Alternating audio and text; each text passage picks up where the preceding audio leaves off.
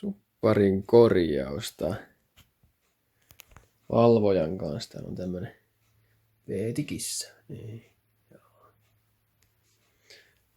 Tosiaan tätä tässä aloin korjaamaan ja en mä tähän jaksanut kartiota vaihtaa.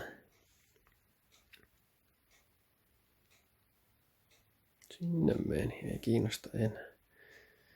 Tosiaan mä liimasin tän vaan. Liimasin tän kartion vaan kuntoon ja tosiaan se piti keskittää eka tuo kelaa, että se ei vedä mitenkään vinoista, kun tuohan oli kokonaan irti tuo kartio tosiaan, niin se olisi pystynyt periaatteessa vetämään sen kelan vinoon. Niin.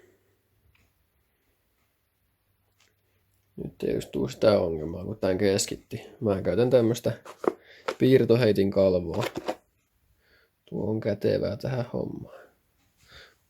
Pari kalvoa tarvitsee aina niin näihin passoihin. Tai yleensä pari riittää aina niin näihin hommiin. Paperia pitäisi pistää niin älyttömästi, niin sitä ei jaksa käyttää. Tuo on tosi hyvää tuo piirtoheitin kalvo. Mutta joo, tämä tosiaan on nyt korjattu ja tämän voi nypätä pois ja kokeillaanpas. Ei hinkkaa, hyvä.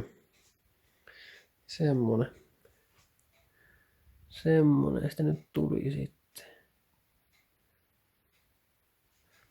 Pitäisi kestää, saa nähdä. Kyllä se selviää. Mä liimaan tosta nuo pölykupit tohon kiinni vielä. Sitten tää on nyt tässä. Saa nähdä kestääkö. Pistäkää kommenttia, kestääkö tää mun korjaus.